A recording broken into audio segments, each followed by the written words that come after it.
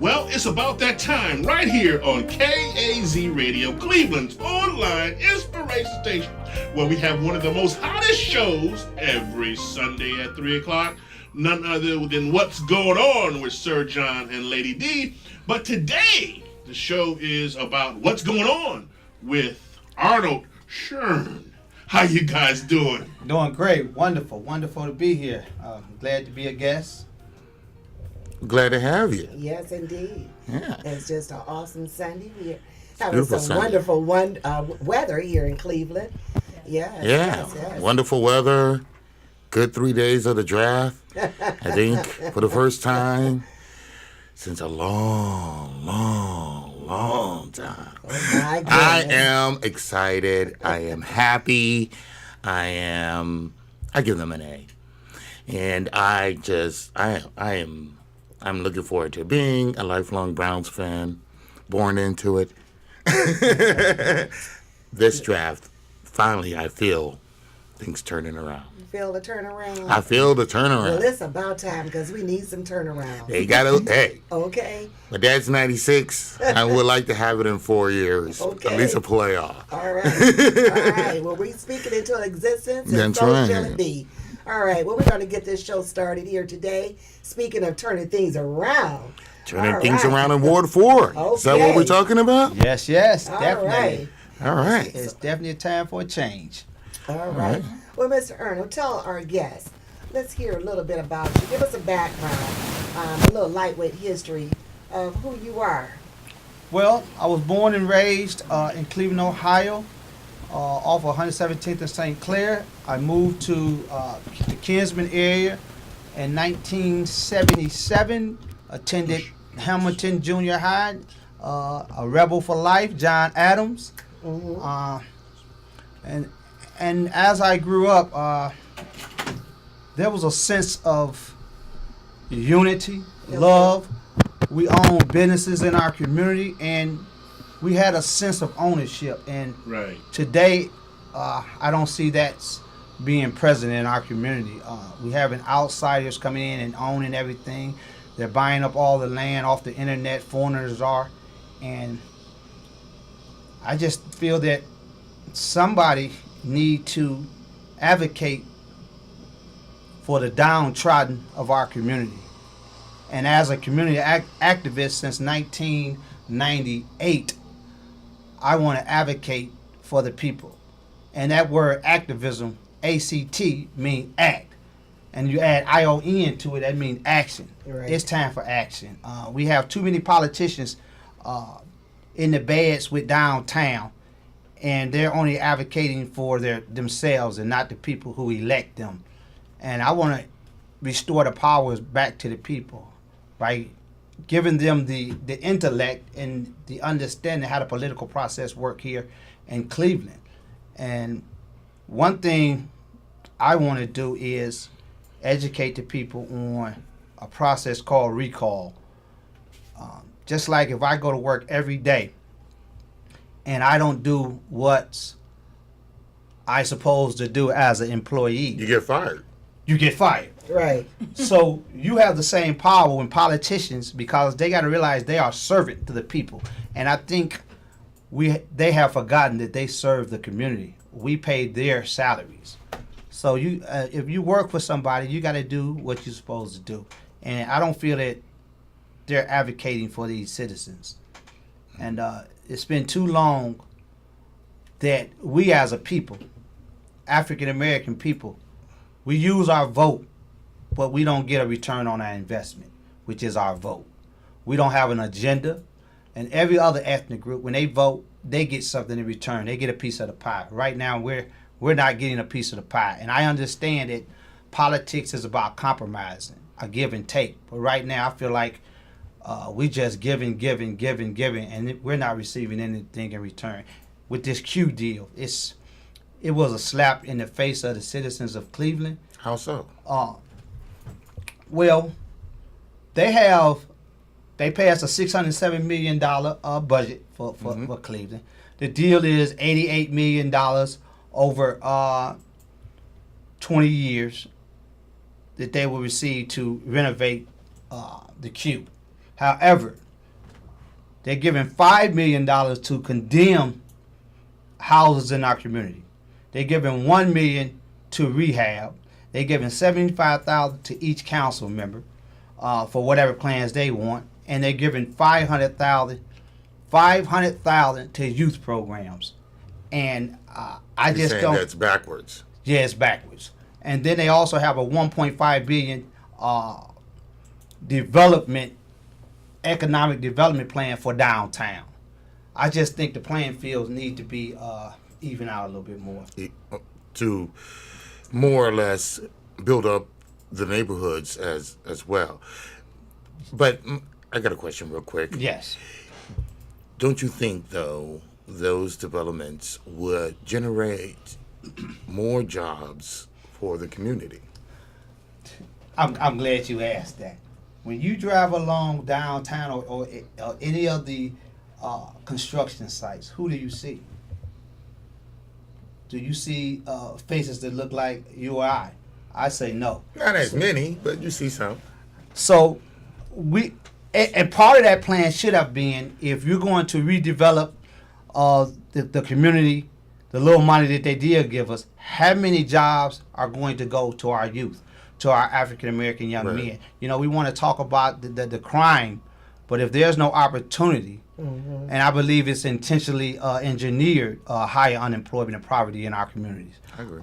Because if you want to redevelop, we need a redevelop and a plan to revitalize our community. As I was walking today in my community, and I was surprised of the number of houses. It's one street that I was on, it was only one standing house that somebody lived in. There were trash. People are dumping trash in those communities. And I remember once upon a time those communities were vibrant. And how did this happen? It didn't happen overnight. True. So somewhere, somebody dropped the ball. Over a period of time, and, successive administrations not doing their job. Which comes back to what you're saying. They forget that they, serve the people. Another question, I guess, because I think, you're correct about that. And in some aspects, if they were going to give that money, they should have put in their clauses, not just for the youth, but also people who are for, the jobs, for people who got during the recession, lost their jobs, and making that turnaround and doing the programs that leave open a certain amount to be given unto them, certain amount to the youth, and a certain amount over to, whoever the major developer or construction company is, that they had to give some certain amount of contracts to minority business owners. Yes. And then that seems like they dropped the ball thoroughly from what you're saying in that whole entire aspect. And that's always been a major problem about having minorities on these job sites, Well, open the window that a lot of these construction jobs, they're based off of journeyman, that system where you learn a trade. We have wonderful trade schools in Cleveland, and why not open the doors for those kids to get their leg up and their feet in? And that's part of my agenda that I've been speaking with some guys who are in the trade, and their vision is to open up a school to rehab the houses in their community. Okay, Where we can teach, good. because we can't go on the corner, because I'm out in the streets. I'm a foot soldier as a community activist. I'm part of a program called the Peacemakers, a national known program. We're trying to build it here in Cleveland, where we actually go out in our community and try to make our community a decent and safe place to live. It's called the Peacemakers because 68% of the budget goes to safety. However, as I go out into the community, our black women and children, they were telling me they don't feel safe at all. So that's going 68% going to safety, but it's going to salaries, in other words, Well, and not actually to doing the job. Yeah, and people were telling me, because I'm out here talking to the people, and people say, one lady was telling me that there was a stolen vehicle in her neighbor's yard next door, which was an abandoned building. She called the police. Nobody even responded. One guy was telling me on Buckeye that he was witnessing a rape, and he called the police. They showed up 6 hours later, and they put him on Front Street to the raper. Oh, And no. the raper told him that I'm going to get you back. So they exposed this guy for telling on the guy who was committing a criminal act. So we've got to change that scale as well, because they say safety, but when you go downtown, you don't have no fear. But our people aren't feeling safe in their community, and with 70% of the budget, there's some conflict there, I believe. Okay, so with that being said, you mentioned 60 or 78% is going to public safety. If you were elected, and would you try to get on that, board of councilmen who oversee public safety? And what would you do to ensure that the neighborhoods get the true, at least security-wise, like cops on the beat, maybe two patrolling, one on the street, or two on the street and one patrolling? I mean, what would you do to ensure that those, and how would you clean up the culture? That's an excellent question, and I have an excellent answer for you. What we need to do, first of all, I want to incorporate many of the grassroots organizations and give them some funding who are already trying to make their community a decent and safe place to live. Along with that, I also want to create a better relationship with the police and the community. So the police officers are riding bicycles in the community now. Right. They are doing that. Okay. But you got to get off the bikes as well and engage with these people, because if you don't see these citizens as human beings, and right now a lot of the officers, and I'm not saying all officers are bad or putting everybody in one category, but if you do know some bad officers and you're not speaking out, then there's a problem. If you don't want to speak out on we know we got the blue shield thing going on, then all officers are bad. If one person is not speaking out when you know they're committing egregious acts against another citizen. So what I want to do is try to coalesce the police department and community activism together and bring these. Like yesterday, I was at John Adams High School, and the policeman was out there. Pastor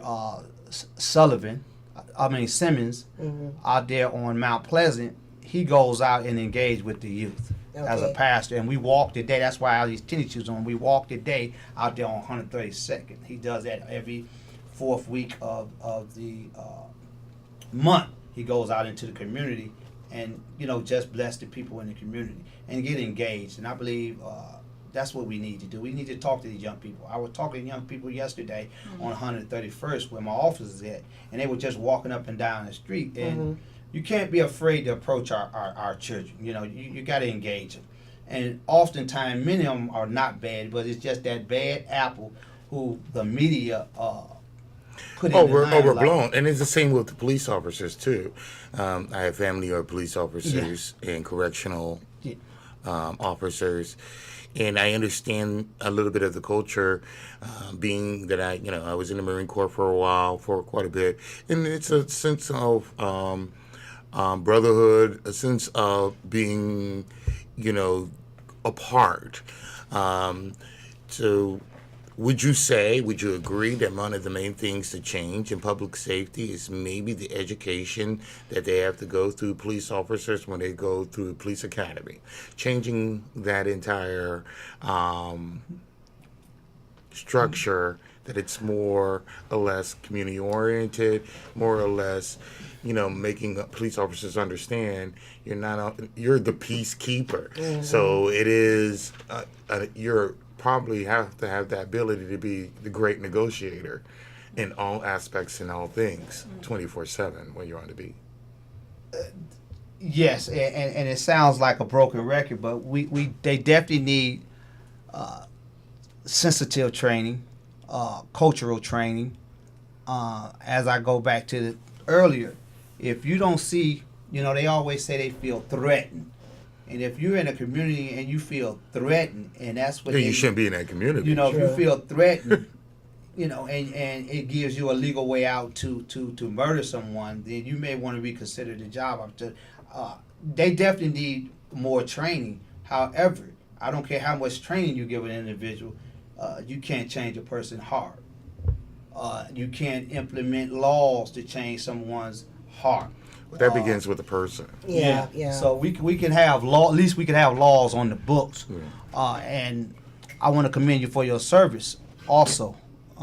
As I'm a serviceman too. I was in the Army. So we definitely need to bridge that gap. How we going to do it? I think we're doing it now by having dialogue. We definitely need more dialogue. And actually, I was at a meeting about 3 weeks ago over there on 135th and Kinsman. They got a mental health addiction place over there where they invited the new recruits for the Cleveland police officers. And they were so young, 20, 21, 22. Okay. And they really have great ideas. And when they was giving their stories, they wanted to help. However, because of the structure of the system, I don't believe those young officers Will be able to keep their idealism. Yeah. They have great ideas, but because of that structure. But I also believe that if you get voted in, how would you change the public safety so they will be able to keep that thought of why they became a police officer in the first place? I would try to, if possible, I want to have more police officers who look like me in my community.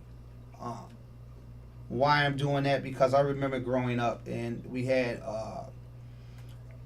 several police officers in our community who knew who we were. As he knew my mom, he knew my family. So when I was doing something mischievous or wrong, he would approach me in a certain way versus a threatened way and wanted to cause bodily harm to me. He would say, I'm going to tell your mother, you better do this, get this right, or you're going to get arrested.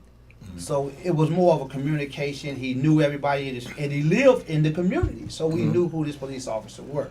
So I think we need to try to bring that back if possible. All right, so I guess when you say look like me, what do you mean? African American, black. Okay. What is the percentage? Well, hold on. Well, I'm really finished. Sorry about that, Lady D. Yeah. Well, that's going back to being like a segregated society, in my view. I think And the only reason I say that, and just to make a point, I grew up in many diverse neighborhoods, and when we lived in Warren, the police officer that was in our neighborhood, and it was a multicultural neighborhood, but it was majority Afro-American, and the one police officer, a couple of them, but the one who mainly walked the beat, he did live in the neighborhood, he was Italian. He knew my parents. He knew, and he knew the people in the community. He grew up with them. I think if we, I guess what I'm saying is it's not so much look like me, but probably be part of the community. And do you think they need to bring back that safety officials from police officers to firemen and EMS need to live within Cleveland within the communities they serve? Good question, because you hit it on the nail on the hammer. Sure, if they live in that community, then they will have an invested interest in that community. But if you don't live in that community, it's just simply a paycheck.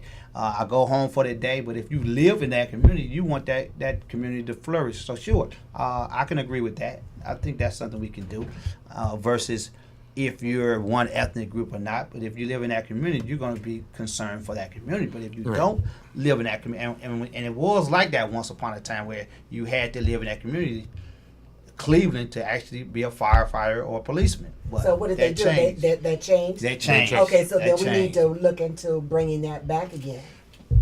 Oh, no. No? Why you I think so. I think it's important because then this way you're invested in the community. Yeah. Right. You're invested in all aspects of the community. Plus, you know who's doing what. You can have a better choice of being able to communicate with that person, because right now the youth today, they don't have a fear. They don't fear anything. Okay, they're very challenging. They're very outgoing, and It's how to pull that energy in the right Lock place. them up. Just lock them up. Oh, he would say that. Section 8 is the devil. We know. Is the devil. no. We've got to start somewhere, and so you ask them, the police department, the fire department, all these departments to be accountable for their positions that they Right. hold, but also as residents of your neighborhood, Where they you can need become to leaders. be held accountable for where you live and your property and your street and your surroundings. So if everyone would take and do just Okay. that part, Hold up. that would make a big difference. Hold All right. up. All right, Hold Larry up. James. Hold All up. right. When you go to the doctor at the Cleveland Clinic or University That's a Hospital, doctor. or wait a minute, still a servant. Okay. Do they have to live in Cleveland to provide good No, care they work for a customers? company, a corporation. Okay, but it's in Cleveland. But they work It's for a a mind- corporation. it's a mindset, I agree, it's a John. mindset. It's But they a work for a mindset. company. Are they public servants? Okay, No, it's a We mindset. pay their salaries, the policemen's and the We fire pay the department. We pay doctor's their salaries. We pay the Everybody. Macy's. We Well, pay. yeah. But they're everywhere not we go. public servants. They're not public servants. And that's That's where a the totally difference different comes. is. Yeah. Mr. A Arnold servant. A servant Mr. is someone Arnold who Shurn. serves. There's a reason we call your chair the hot seat. All Because right, now I'm it's ready. about to get hot. I'm ready. Okay. All right, All you right. prepare for it. All Okay. right. Okay. You made a statement about the money that's being dispersed Yes, sir. for the Q. The Q. This is a very dear subject to me. Okay.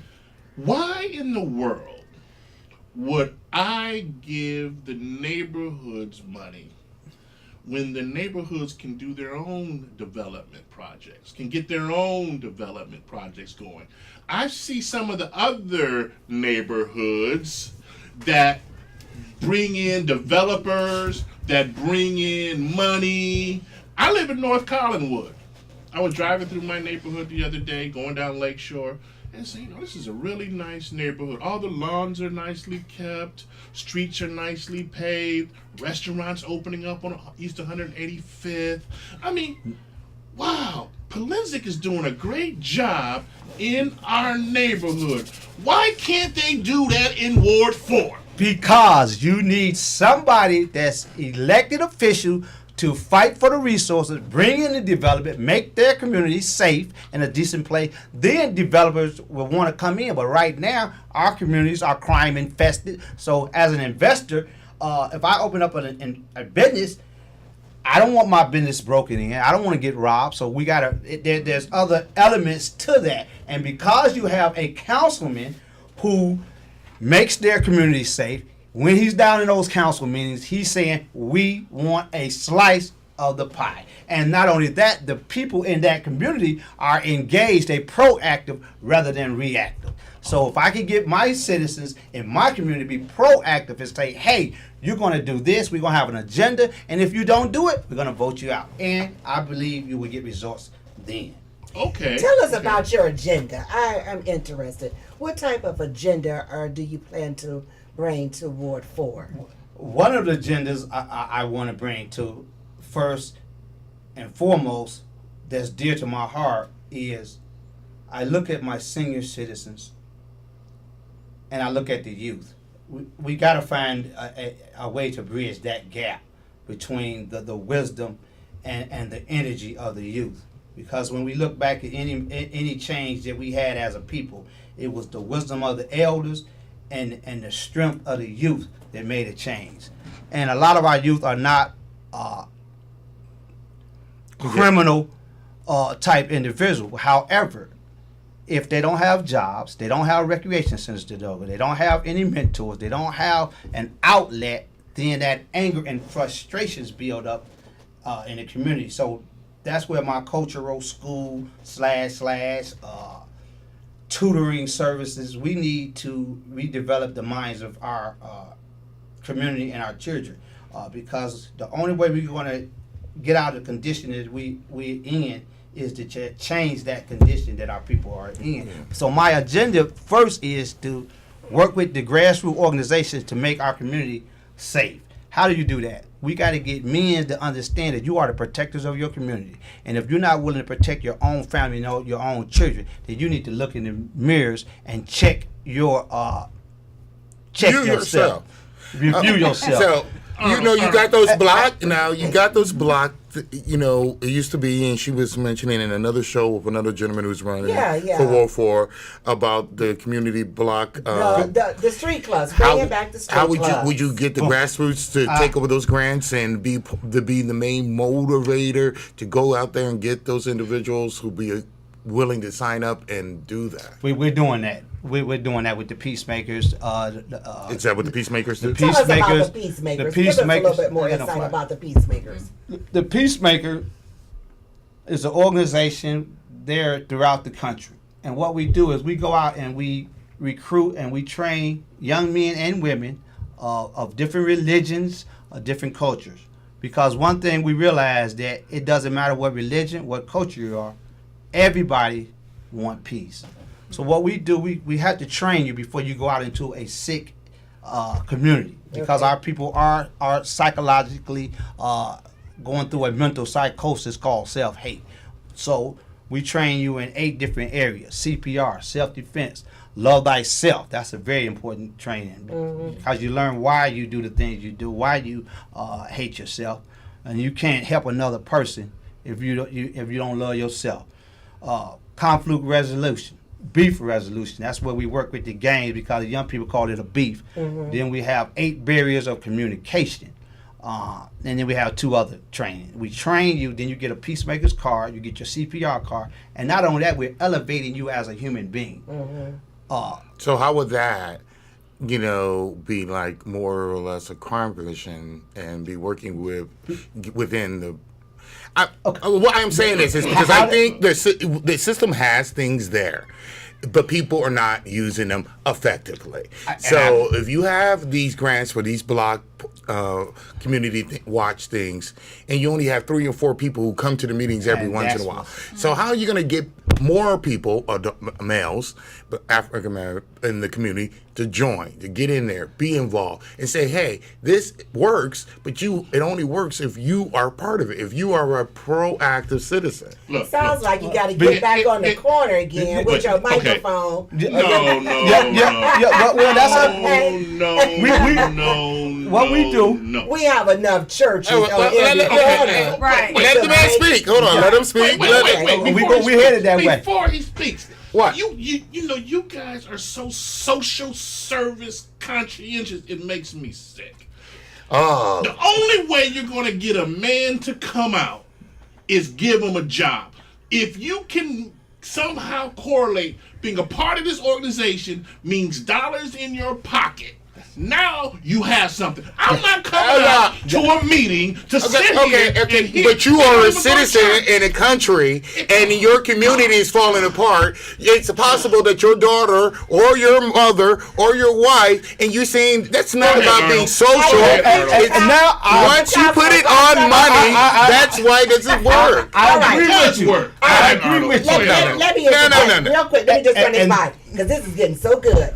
Listen, callers, if you got any questions, you want to get a part of this, get your call on, okay? 216-539-7225. It's not how this country works. Okay, go ahead. It does work. It does not work that way. And that's exactly what this country does not work to pay you, the citizen, to do what you're supposed to do. Okay, Sir John, go. Arnold got the floor. One of the things that we're trying to do, the peace component is just a small portion of it. We want to do what we call one block at a time. We want to buy back these houses. We want to get the people that live in those communities the opportunity first to buy back those houses instead of those foreign entities. Because they lived in that community, they invest in that community. So we should have a program like we used to have, $1 buyback houses. Yes. And let them people have an opportunity to buy these houses. Because what's happening is all the foreigners are coming in and buying that land from the land bank, and then next thing you're gonna know, we're gonna be out there where you was trying to get away from the inner city. You're gonna have to leave because you won't be able to afford the property taxes on it. And I see that's happening all over the world. I'm all over West Side area. I'm seeing these new condos going up in neighborhoods just like ours on the east side. Yep. Just going up left and right, left and right, left and right. Beautiful buildings. People are moving into those buildings. Young people coming back from college Are moving into the city. West 25th, Franklin Avenue, Ohio City, Fremont. Yeah. They're building these buildings. We can do the same exact thing on the east side if we had leadership that understood the importance. Okay. I totally disagree. You got to remember that those John, development open up a programs. church. Open up a church. Hold on. Those development programs were over 20 years ago in investment under Mayor White. All that was planned by Mayor White. Over 20 years ago. Okay. Way over. They're now coming to fruition over the bit by bit by bit. Now, it's going to probably take almost the same amount of time on the east side. So it doesn't happen overnight, these rebuildings and things like that. But it does take someone to say, where's the piece of the pie? Now, you mentioned how much do each councilman is getting in their budget? About $750,000, right? Okay. Out of that money, maybe through the Buckeye Development Bank, can you bring something like the program you mentioned that we used to have back, the dollar? And I remember that. Or a program for kids. Like when I grew up, there was a program the summer jobs. called Summer Jobs. Where Snap. they for Snap. the elderly. Snap. Yeah, for the elderly, jobs. where they make Where the match a kids will kid work, with an elderly person to mow the lawn, wash the windows, and things like that. Yes. Definitely, and it's a lot of eager young men because I deal with a lot of young men, and I spoke about that. They gave $500,000 to the summer youth program for this year. $500,000. Well, that's not enough. That's way too many kids. That's what they think about our children. And as he said, he used the word leadership. Our But leader. he used money. Yeah, but he also used the word leadership, and then you also talked about vision. So with the leadership and vision, we have to come up with an agenda and a plan that puts everybody at the table. And we say, here's what we want, because you got to compromise with downtown. I'm not that naive, but we don't want to compromise to the point where we putting a Band-Aid on a bullet wound. See, John, Arnold. Or just giving it all away. Yeah, we got it away. But that comes back to the people got to be engaged. I should be too. running. Exactly. The people need to be engaged as well. One of the things that I don't know if you councilmen do this or not, and I hope you do, you put together, as you've been using the word plan, and I love that, you put together a business plan for your ward. Where do you see your ward a year from now? Where do you see your ward 5 years from now? A development plan. And where do you see your ward 10 years from now? You put that plan together. Any bank, if they see that it's profitable, they will invest. Yes. But you gotta have a business plan. So I'm not looking for the city's money. Let me get some of this money in the banks to develop. Now, once you get that plan together, now you got tax abatement. One of the easiest ways you can do this is you take those old raggedy properties, okay, I'm talking about buildings, the buildings in your, not the houses, but the buildings, those corner buildings, those corner lots, and say, look, 10-year, 20-year tax abatement on this. No money's being spent. You're just saying, hey, you ain't got to pay taxes to the city for this amount of time. Buildings will start going up like hotcakes. Yeah. Buildings that make jobs. Buildings that pay income taxes. Buildings that make money for employees. Money start happening. Instead of looking for handouts and social services and trying to get the black men to come over here and the white men to come over. Money talks. Money talks. Yes, Downtown Cleveland is proof of that. Yeah. They've taken all them old buildings and turned them into boutique hotels. Yeah. They're not paying taxes on it, but guess what? They got to pay guest tax. They got to pay, income tax, employee tax, and all those other taxes. They may not be paying any land taxes, but they're paying taxes. They're generating income for the city. Alcohol tax, cigarette tax, bed tax, sleep tax. They got all these other taxes. Don't worry about the real estate taxes. Get all the other taxes that are generating revenue for the city, and you just got to put a plan together. That's an excellent idea. To a point. No, it's an excellent idea. Why anybody ever? But it goes back. It goes back to what I said earlier. Don't know investors want to come in our community right now because of the fear factor. I want to hear that's not a fear factor. Andreas, And You've been quiet. We haven't even introduced you. Forgive us. Yes. This is Andreas. This is the fiance of Arnold. Would you please share what your thoughts are? Well, my thoughts of the community for Cleveland, I want to see, the black women for safety and security in communities, enforcement, some kind of enforcement done. Because it seems like they take them to maybe abandoned buildings. Maybe we can tear down some of the abandoned buildings or houses so the security won't, so that, I want to say, so our women will feel safe. So those eyesores are not there where people can hide under Right. ambush. Right. Clean that up so you can see either you're going to repair it or you're going to tear it down. Prospect Avenue was back in the day known as a prostitute alley. Yes, it was the stretch. Okay. Yes. Yeah, and they put a plan together, yes. which was over 20 years ago. But you know what they did? They put up lights. Yes. They lit it up. Okay. Wait a minute.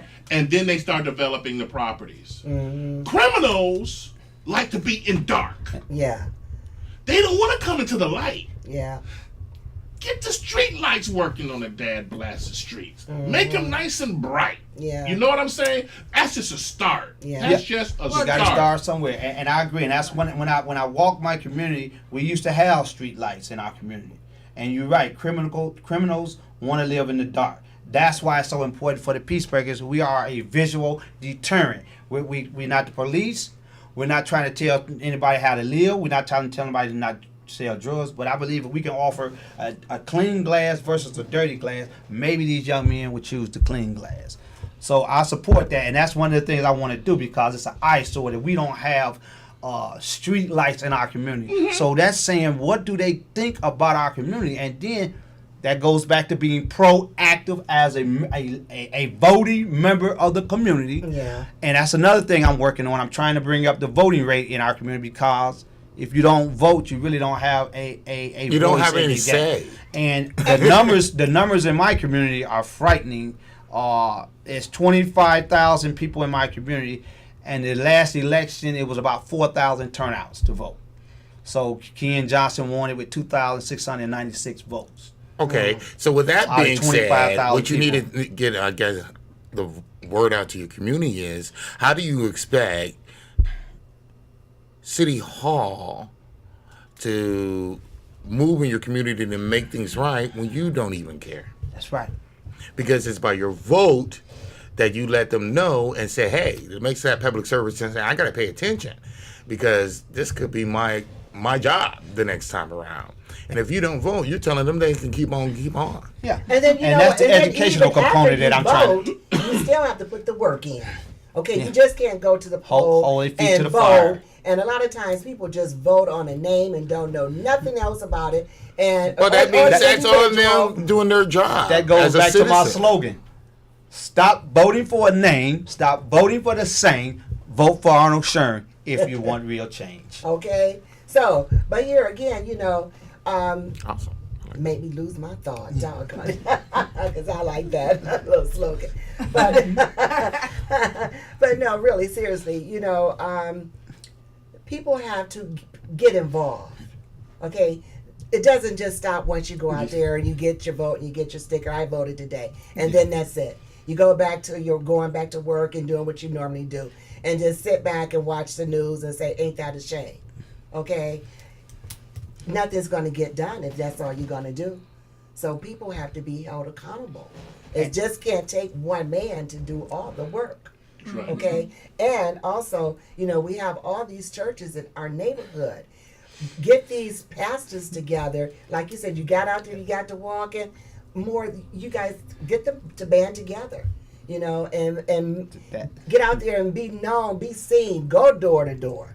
The Jehovah's Witnesses, they're out there every day, every morning. Well, that's that's their their job. calling. Okay, that's their job, to get out there and spread the good news. That's Get their the good word. We got to do the same. Well, I think It's each a to his start. own and each to his ability. It's a start. And but as a citizen, you do have certain responsibilities, and I think that's what people have lost, to understand what their responsibility as a citizen. Maybe that's because one of the reasons they took civics out of schools. But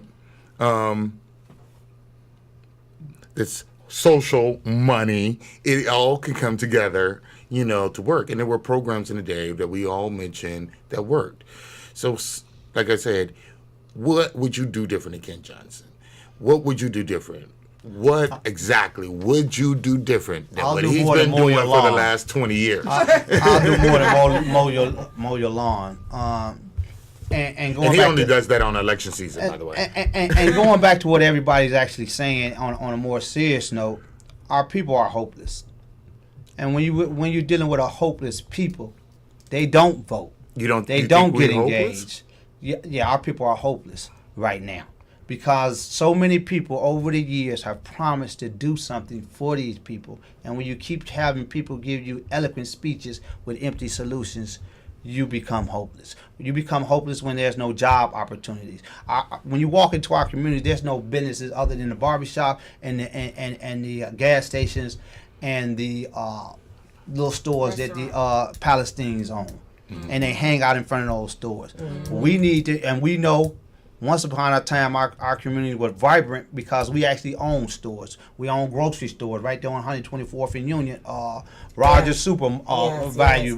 We had, and he hired, going back to economics and investments. He hired the people in the neighborhood. The kids had jobs there. We had jobs. He hired over 400, 500 people. Everybody knew they could go there and get a job. Yeah. So again, revenue, when you get in, respect. What would you use that $750,000 you're going to get to promote that?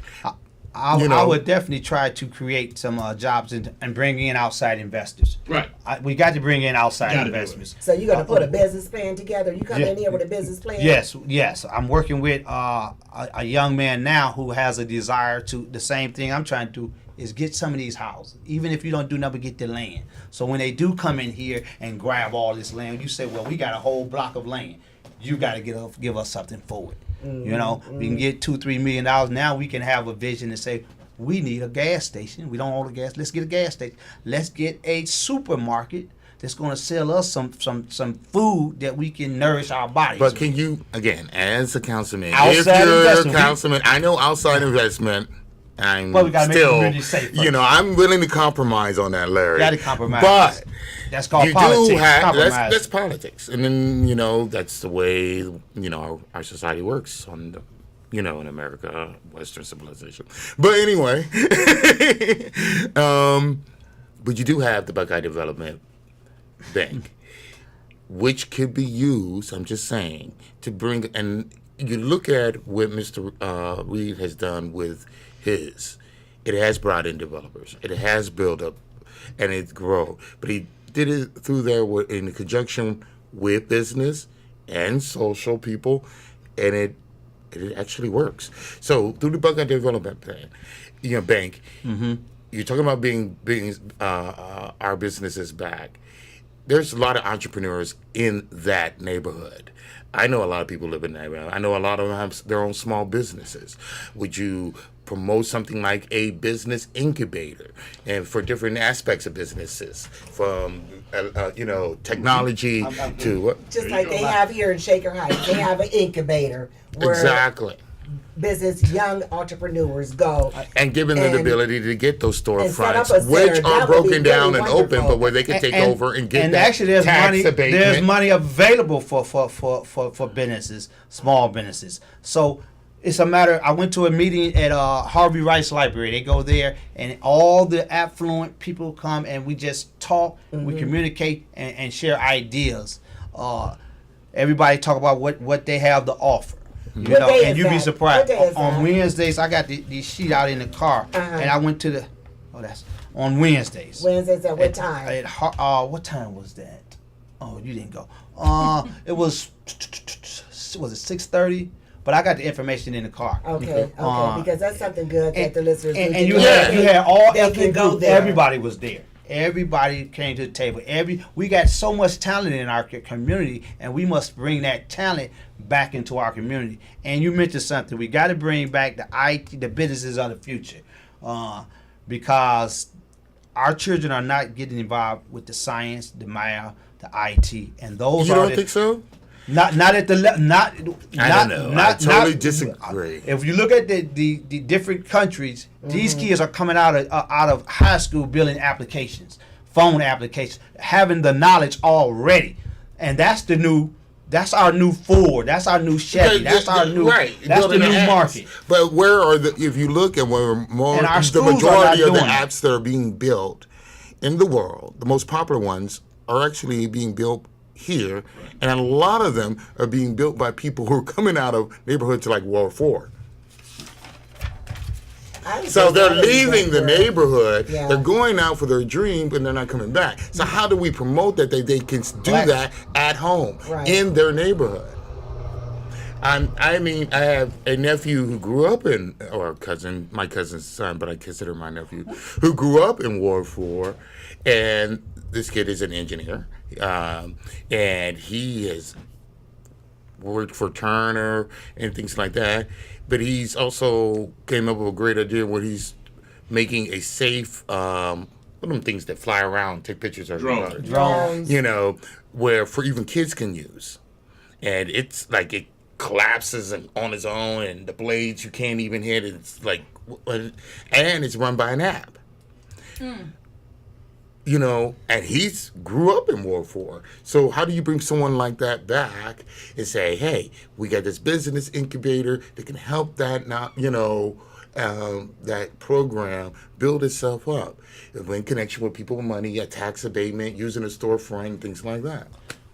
Well, we need to get more And that's why I was African mentioning Americans in Apple organizations where in Apple. Apple, these big corporations that's because But Apple goes out for the small people. But Apple because, steals we gotta people. but we got to get a larger number of our people in these fields, and not only that, that's an exception. We want the exception to become a norm. We want to have. I don't know. I do think it's that's more an becoming the exception. norm. That's an exception, but we want to make the exception a norm. How do we do that? First, we got to start with the educational system. The math level, the reading level of our children are not up to par. And I don't want to hold the Cleveland public school system and the charter school systems accountable or their sole responsibility, because somewhere along the line we've got to say, okay, it's not happening in the school. We keep going to the same old, and that's called expecting different results. That's called insanity. But that's called going and saying you need more piece of the pie. Going back to her ideal of the church. The church can have recreation after school, tutoring after school, because we have the very talented people. I seen it when I went to that meeting. We got all the talent, but we're not taking our talents and resources and putting it back into. And that's what I'm talking about. And using our libraries that we have right within our own community. I mean, they spent money building new libraries. You know, the students need to take more advantage of. But they won't. I mean, it comes down to family, and it comes down to family structure. And that's why. But even when that family structure is not there, it takes the community to say. I think the main problem with our schools in our community is one, classes are too big.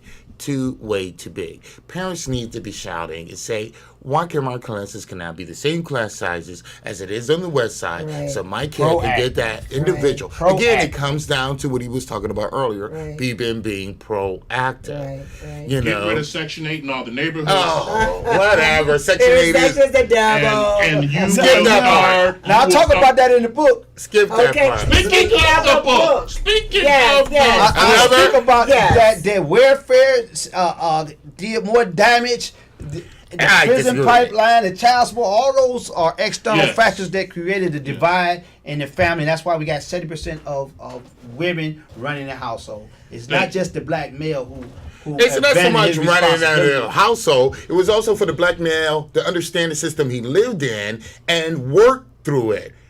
I grew up with a father 24/7 days of my life. Went through the same thing. But he did his responsibilities. When he got divorced, he did his responsibilities. He did it. The point is, be a man and do it. That's the point. You can't blame the government. You can't blame Section 8. You can't say welfare did this man. Okay. So what? I'm good. I don't want to pay child support. I'm glad to hear that now. The point is, he did his job. He did his job. And that's what you need to do. Section 8 was brought up for a reason. Because you have people that were... But how many men actually know that's their job to do that job? They don't do that. Okay, if they don't have a man. But then without Section 8, you still ain't gonna have them do the job. Section 8 had nothing about them not doing the job. Yeah, it did. No, it did not. Section 8 was put there for the John, single parent mother. For the single parent mother, because there were too many and there were too many homeless. Let's It talk was to the a good expert. program. Let's talk to the expert. Now, Let's since talk- Section 8. The man that wrote the book. Since Section 8, I'll get there, but since Section 8 evolved with the time. We have a guest. We behave have a yourself. I am behaving myself. John, I'm just saying I'm that gonna you mute. cannot blame I'm gonna one mute. program Shut or up. two I'm programs. going to Shut mute up. John's mic. Yes, we don't want to hear anything from Sir John today, okay, ladies? Arnold, All this right. is your show. Right. Tell us about your book. Tell us It's about not a show, Tell it's a John guest. that And He going ain't back to your a lot of the daddy. political stuff that we was talking about previously, I wrote this book because one, my own personal experience. Secondly, I looked at the gap, and I seen the numbers of black female mothers raising children, and then my own daughter being a single mother, and I seen her struggle, and I said, wow. We need to talk from this from a male perspective. Why? Because we get a bad title, deadbeat dads. But many of these dads are dead, broken dads financially, and they've been broken psychologically by a system designed to put them in a prison to pipeline system. And that's come from the educational system today, which is targeting our young male early as the third grade. I agree with that. And if you But it's can't up read, to you. That's how they fund their prisons. If our children can't read in the third grade, they begin to fund prisons based on the reading level of the black males. So it's the welfare system, the feminist movement. That didn't have nothing to do with the African American women, but they got tricked into it, talking about, well, we want power. Well, we ain't never had no power over the black woman. So we didn't have no economic advantage over the black woman. So when welfare came in, they gave him a handout rather than a way out. And it Came in. And then it said, well, if you want this assistance, you can't have a father in the home. We're going to give you medical insurance. We're going to give you food. We're going to give you everything you need. However, we don't want that black man in the house raising that child. And that was the beginning of that process. That is not how it's said. And that was the beginning of the process. Again, that is a misunderstanding. And then you're talking about the African American community that we always been promised and never got anything. Again, misunderstanding totally how the program got started. Misunderstanding how welfare got started. Misunderstanding. No, you don't. Did you realize in 1929 because we were starving? We were starving. No, he started after this country was starving. The market crashed, and it wasn't just the market crash. The market crash. It wasn't just the market crash. It was the Dust Bowl famine of the 30s that caused the market crash. After the market and World War I, which caused the market to crash. And the majority, 80% of Americans, were starving. But this is the these are facts. To bring jobs. And it did. Jobs. And it did. And it did. The agriculture. And it did. No, it wasn't just for agriculture. The WPA rebuilt the entire. We were included in it. No. Oh my God! Did you ever heard it? For the No, it wasn't. No, it wasn't. No, it wasn't. No, it wasn't. No, it wasn't. No, it wasn't. WPA.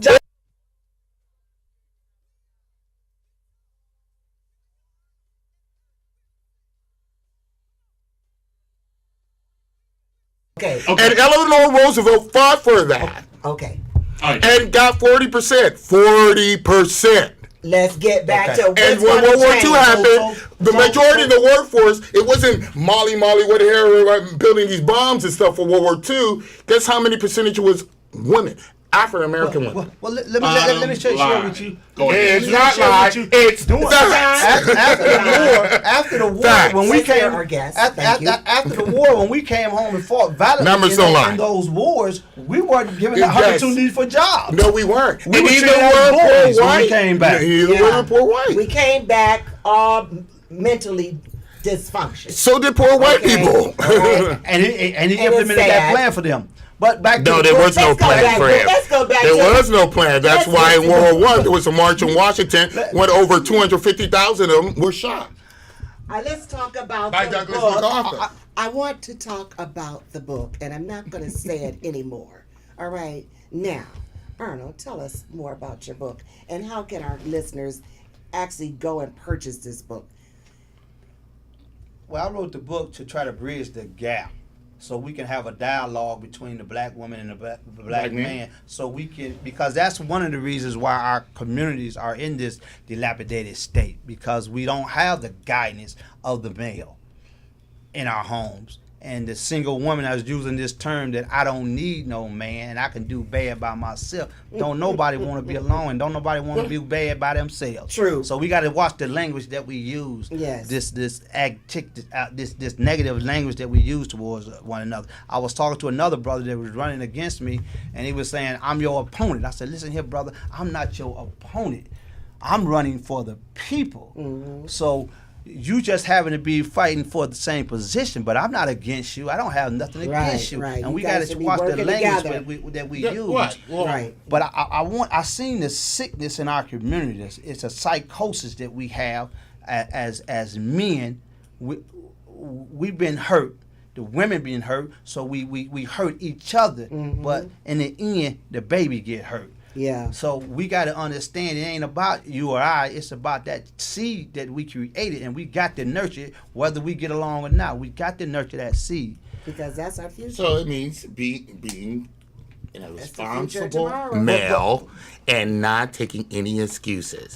If it means But compromising, a lot of the if it males means can't be responsible because the time you talking about our fathers coming up, they had, my dad was a business owner and he worked, okay?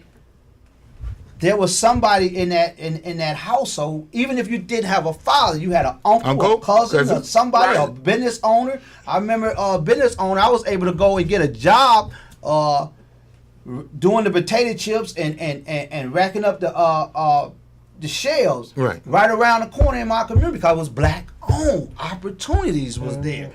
Now because of the situation with the father not being in the home, and it's 70% of women raising children, that's not normal. We have accepted this as being normal. We accepted poverty being normal. This is not normal. That's abnormal. And we got to call it as we see it. It's not normal for a 14-year-old child to have a baby. It's not normal. It's not normal if now. that child is not being nurtured. Right. You know, we got grandma used to be able to raise a child. Then I remember when we were coming up, if you had a baby, you wasn't seen no more. You was sitting But home. that was the down wrong. south. But that You was sitting right. Why and you down ain't seen no south? more. Because it was Now different. you giving baby showers Yeah. like it's something. But okay it's not to have a elder. father. It's not okay to have a father, and it's not okay. But males, I still say, cannot take making too many excuses. As an African American It's not male, about making excuses. It's about being accountable. it's being Okay. right. So you have to And be trying to accountable, bridge that gap. and that means you're gonna have to take the leadership of communicating. It may mean you're gonna have to take that leadership and take the brunt of the situation, but keep moving forward and persevering and being responsible. So when you got an adverse system called The child system support, has nothing to do with it. when you got a third party, If you Okay. fall, if you I- do Listen, here. what you need to do, We can go on and on Yeah. and on about what we need to do. do. Okay, but That's the that's solution. all talk. oh, it's not talk, it's action. wait, hold on, what's hold the on. solution? Listen, But there are I solutions. really Solutions am to be enjoying responsible. this conversation This here the today. solution. Get some solutions. And I think Responsibility. this young man has his mind in the right direction for the people because he's the first person I haven't I think talked about coming A out good there agenda, with and you the made plan. you set a vision plan. John, please, okay? You done just ran over and talked over. Now I'm not gonna have it no more. Now I'm Lady D, and I'm gonna say this much. I really Already, do. Lady D. Okay, I'm speaking. I really appreciate our guest coming on our show did. It today. was wonderful John really conversation. gets in. He really it's hard, you know. He feels everything, you know, in his conversation. So please, you know. No, and I'm No, not that- being that's- sarcastic, And I'm just not going to trying be making any you know, That's okay. excuses for That's this okay. That's- today. I think But we really do thank you for tuning in with what's going on with Lady D and Sir John and You our took my part. You wonderful was supposed to guests. say it. I know, but you waited too long, okay? And we really do thank you, Arnold, for being on And here, and Andressa. Okay, Miss Andressa, stand by your man and get out there and walk the ground with him. And let these women hear what it is that they need to be doing and hear their concerns. because this is a partnership. And we got the A-team. Hit the street. Right. Look Action, out for action. it. They coming out War with action. You have really, really, I believe, a passionate person here to look at